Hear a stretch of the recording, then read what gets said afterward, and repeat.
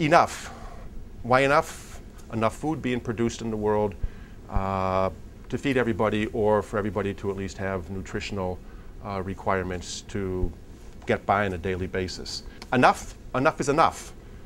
We brought hunger with us into the 21st century, and shame on us for doing that. If the Green Revolution was one of the great technological and scientific achievements of the 20th century, what are we doing bringing hunger with us into the 21st century? Not only bringing it with us into the 21st century, but it's worse, and getting worse.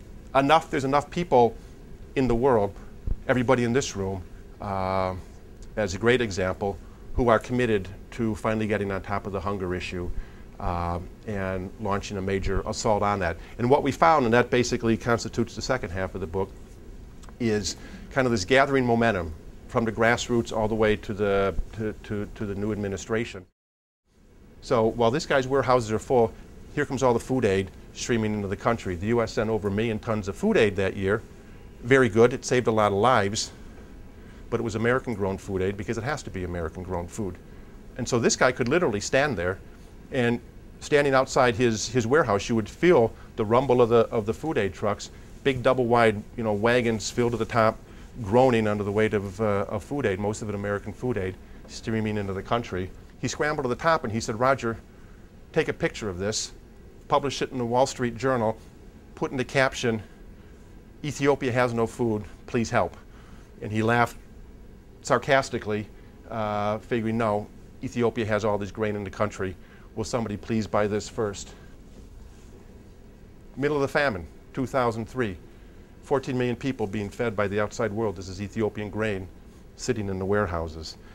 One of the great statistics, or fascinating statistics of the famine in 2003 in Ethiopia is American food aid, or in 2003, Americans spent $500 million, more than $500 million on food aid to Ethiopia. That same year, in 2003, America spent less than $5 million on agriculture development aid to Ethiopia.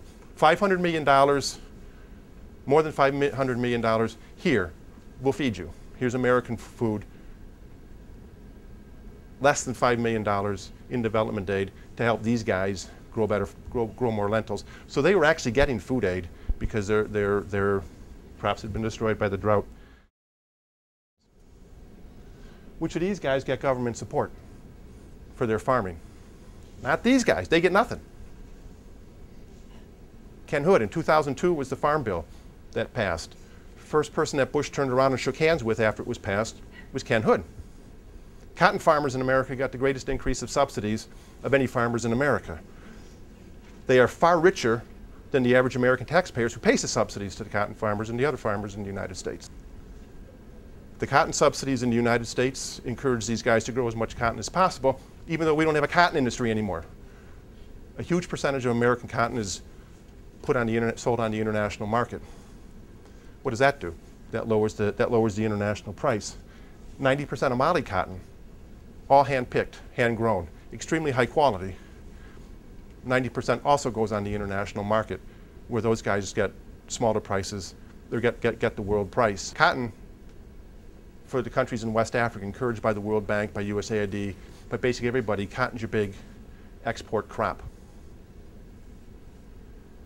They're having to cut back because they lost money.